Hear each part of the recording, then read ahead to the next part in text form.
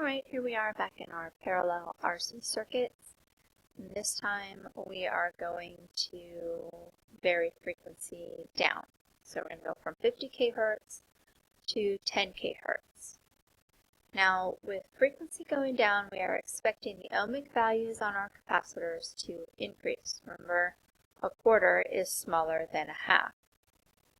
So if I look at it, the ohmic value for C1 was 4.19K. And now it is 20.95K, so it's gone up. Now we look at the original ohmic value for C2, which was 9.95K.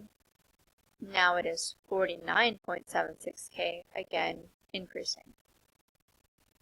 One more time, when we are combining ohmic values in parallel, when we are using the reciprocal formula, we come up with something that is smaller than our smallest values. Well, both of our values have increased significantly, so now our smallest value is bigger than our biggest value once was.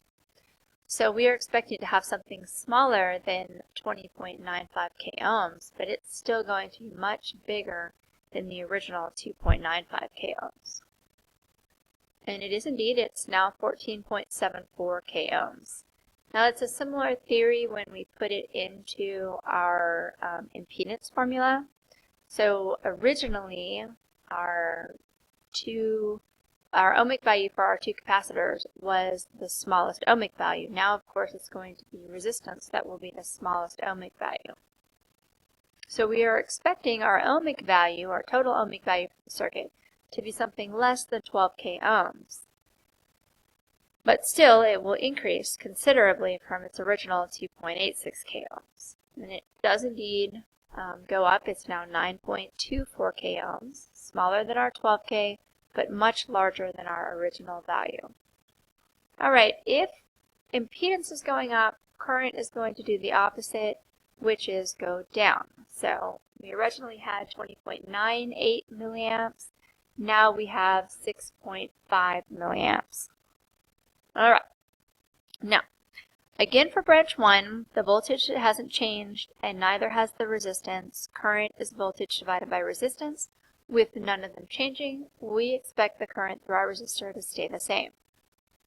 Now, the current, however, through our two capacitors, we are expecting to go down, and that is because the ohmic values for both of those branches have gone up. And remember, the ohmic values and currents are inversely proportional. So when the ohmic value in the branch goes up, current goes down. Alright, so the current was 14.32 milliamps through C1, and now it is 2.86 milliamps. And in C2, the current was 6.03 milliamps, and now it is 1.21 milliamps. So both of them have considerably decreased. Now when we combine those two together in our current formula, we get 5 milli squared, which is of course the current through our resistive branch, and then we add 2.86 to 1.21 and get 4.07 milli. We square that and then square root the whole thing, and we find that we come within hundredths of 6.5 milliamps, which is our total current. And that's our double check, remember, to make sure everything went okay. Now, once again, pure straight parallel, one component in each branch, so the 60 volts has to be dropped on each component. Our C1 and C2 will all be 60 volts. Okay, and that is it for frequency decreasing in a parallel RC circuit. Our final video on this, we are just going to look at the arrows, no numbers.